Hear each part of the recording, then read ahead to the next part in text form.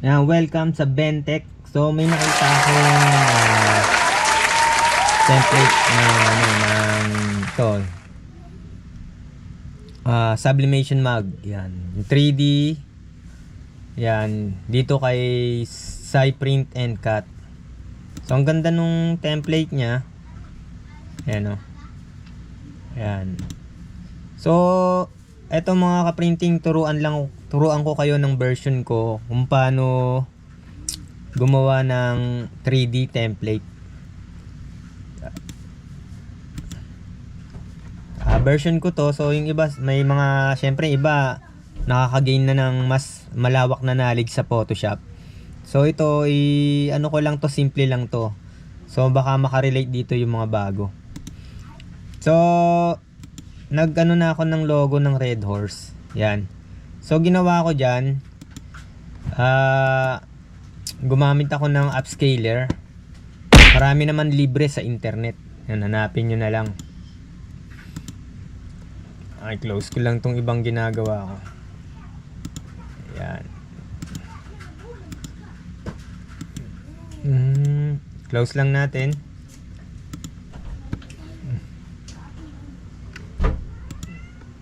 Close lang natin, ha, para hindi ano. So dalawa yung in-upscale tsaka hindi. Tingnan ko lang to. Ito yung original eh. Malinaw rin naman. Ito yung upscale. Halos okay lang din, pare. Ayan. So dito na tayo sa upscale. Kapag nilagay ko to rito, mas malaki oh. Mas malaki yung in-upscale niya. So mas malinaw tong mas malaki. So nakita ko na yung difference. Ito yung ginamitan ko ng upscaler. Yun yung nasa likod. Tapos yung malaki, yun yung ano, na upscale na. Ayan. Dito ko lang yan in-upscale 2 times. Kasi dito pag max 640 pixel, kailangan mo na i-download yung application. Ano, kailangan mo i-download yung application. Sa cellphone ata to. So i-try nyo na lang. Hindi ko pa kasi na-try to sa cellphone. So ito yun, ituro ko na yung paggawa ng template ng 3D. So ito mga ka-printing, gamit kayo ng Magic Wand. Ito yung Magic Wand. Nasa gilid, kung nakaharap kayo sa computer, nasa kaliwa. Then pindutin ninyo yung Alt dito sa keyboard. Click nyo lang, huwag nyo bibitawan. Tapos click kayo dyan sa kulay red. Yan. Yung shift ata. Yung shift pala. Yung shift. Click nyo yung shift. Huwag nyo bibitawan. Huwag nyo bibitawan yung shift. Para i-separate natin yung kulay. Gagawin nating layered. Yan. Shift nga. Tapos zoom natin. So ito lang muna. Ilagay na. Lahat ng kulay red, i-select natin. Pag select nyan, yung mouse lang. Ito, mouse lang. Yung left click. Itong left click. Yan. I-select lang natin yan. So yan. So simple lang tong ano na to, yung logo na to. Ilang kulay lang siya, 3. Tapos dito sa bandang kanan sa layer, gawa tayo new layer. Tapos punta tayo dito sa kaliwa uli, piliin natin yung paint bucket tool. As kulayan natin ng red. So para makuha natin yung kulay na to na eksakto, gamit tayo ng color picker. Yung color picker, pindutin natin yung Alt dito sa keyboard. Yan, keyboard, huwag natin bibitawan. Then magiging parang ano, yung ating cursor parang magiging droplet. Tapos i-click natin dito sa kulay na gusto natin gayahin. So makikita nyo dito sa may bandang kaliwa, yung kulay niya napalitan na, naging red. Then kulayan natin yung layer 1, yung nandito sa kanan. Yan. So pag inalis ko yung yung mata, yan. So nahiwalay na natin yung kulay red. Then ang sunod nating ihiwalay yung color yellow. So para makuha natin uli yung exact color na kulay yellow, pipindutin natin yung alt sa keyboard. Huwag natin bibitawan hanggat di natin napipili yung kulay. Yan, nakapress pa rin siya. Tapos magiging droplet yung cursor. Tapos click tayo diyan sa mouse, left click. Yan, magiging yellow na yung kulay nasa swatches. So dito sa kanan, dito sa layered, yan, ilagay natin dito para siguro dito ko na ilagay para mas kita. Yan. Yan. So hanggat maaari, sana gusto ko siyang paigsiin yung ating video para hindi nakakaumay. So balikan na natin uli. So yung ihiwalay naman natin yung kulay yellow. Yan. So uli, kailangan natin i-press yung alt, eto. Ayan, no, eto. Then press lang yan, huwag bibitawan. Piliin yung paint. Ayan, no, paint bucket. Tapos magiging ano siya, droplet. Tapos left click. Then gamitin natin yung magic wand. Nandito, ito yung magic wand. Click natin yung kulay yellow. Yan. Then gawa tayo ng bagong layer. Medyo zoom natin para makita natin yung mga hindi pa natin napili. So press din natin yung shift uli kasi may hindi tayo na select na yellow, yung nasa bandang ilong, tsaka sa bandang mata, tsaka bandang pisngi. So press natin yung shift, hold lang, then yung magic wand tool, click natin yung mali ata, ulit natin ulit.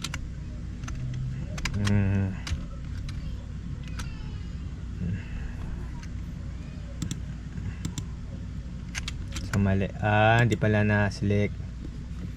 Kailangan nakaselect tayo dun sa image na inaano natin, sineselect natin. So yung image nasa background layer. So namali ako, nakalagay siya dun sa layer 2. So ulitin natin, press natin yung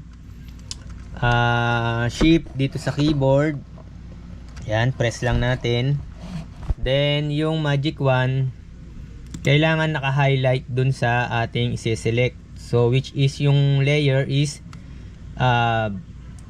yung name ng layer is background. So click natin yung lahat ng yellow. So buburahin din naman natin tong red horse beer na text. So click natin yung bandang ilong. Ayan, yung bandang mata, bandang pisngi, tapos yung bandang tenga. Yan, tsaka yung sa leeg. Yan. Then punta tayo sa layer 2. To yung blanco. Punta tayo dito sa paint bucket. Yan, kailangan naka-yellow siya. Na-select natin, naturo ko kanina. Balikan na lang. Yan, tapos kulayan na natin. So meron na tayong hiwalay na kulay. Yan. Meron na tayong, hindi ko na isama tong ano. So, ayan. Hindi ko nalagan tong ano. So, pwede ko namang ano ito para mas madali. Para mas madali, gawa na lang ako ng bagong layer. Kasi nasa loob naman siya, since nasa taas yung kulay red, mas magiging pulido to. Kulayan ko na lang tong ano, yung buong nasa loob. Yan. Gamit ako pen tool, pwede pen tool o siguro ito na lang para mas madali. Itong round. Yan.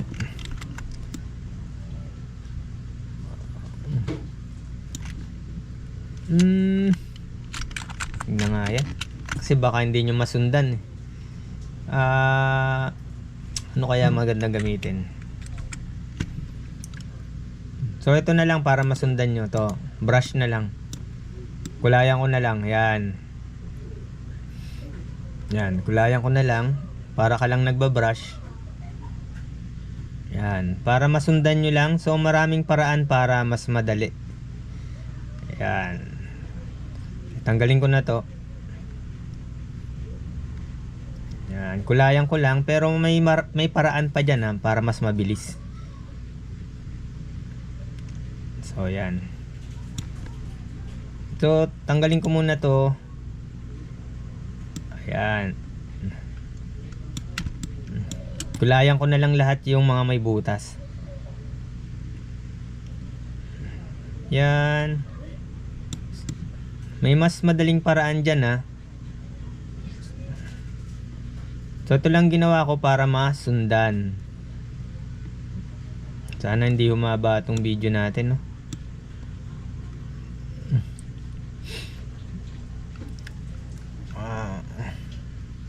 So mas maganda rin kasing ganito para mas madali nyong magets. Lalo na kung medyo lumagpas. Control ano lang undo, control say kung nagkamali.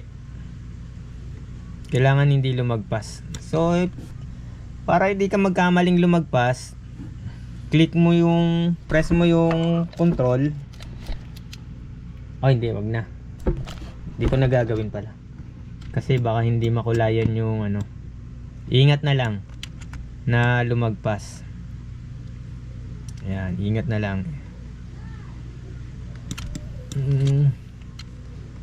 Layo natin ng konti ito. Ayan.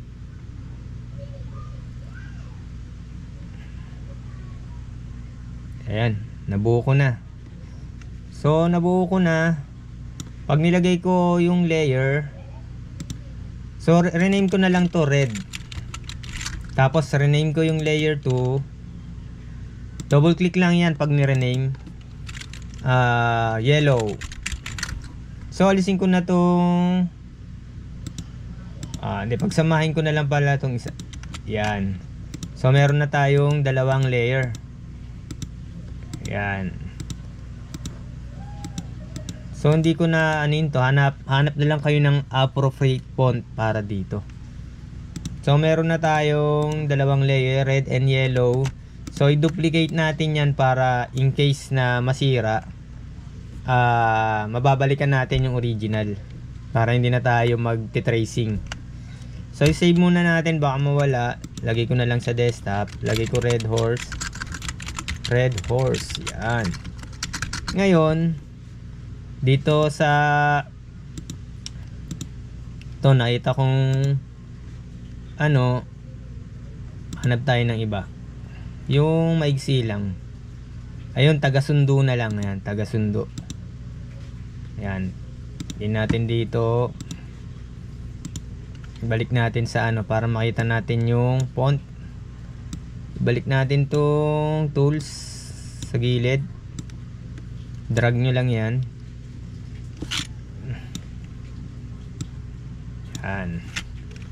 taga-sundo. Ano kaya magandang font? So hanap na lang kayo ng font mga ka-printing.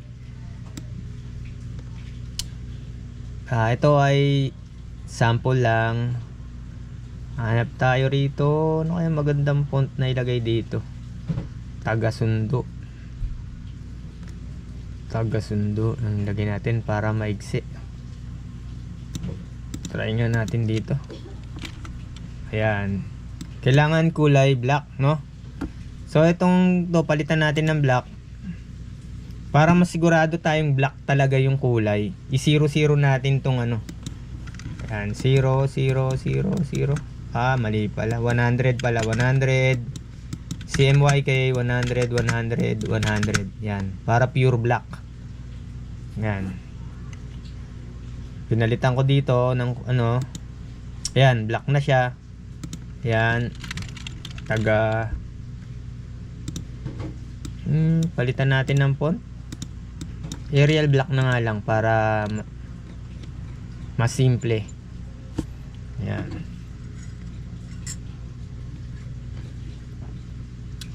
So huwag natin kakalimutan mag-subscribe dito sa Bentech. Yan. Yan. Arial black. Yan. Lakihan natin. Yan. Palitan natin. So dinuplicate ko lang yon, Control J. Dito sa keyboard nyo.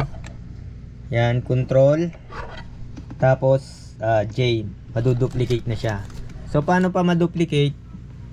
Tanggalin muna natin to. Pwede ring i-drag natin dito, malapit dito sa basurahan, dito sa layered.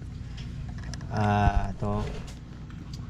Dito sa bandang ano layered, sa dulo niya, yung parang basurahan, i-drag mo diyan, maduduplicate yan. So pwede na nating ibaba yan. Then palitan natin ng text taga sundo. Ayan. So medyo i-compress natin yung ano, Control T. Ayan, Control T sa keyboard nyo.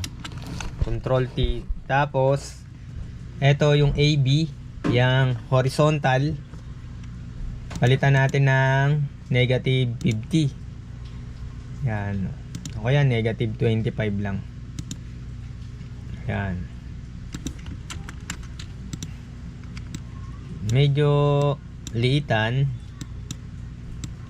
Medyo yan batakin. So ito ganun din gawin ko, medyo i-compress. Yan. Yan. So meron na tayong flat na. Ayan, bahala na kayo kung ano ilagay nyo dyan. So ang dami naman dito sa ano ni Sai TV Print and Cut. Ayan, marami kang pwedeng pagpilian na. Ayan, taga-hatid, taga-sundo, taga-bili ng yelo. Yan. Bahala na kayo dyan.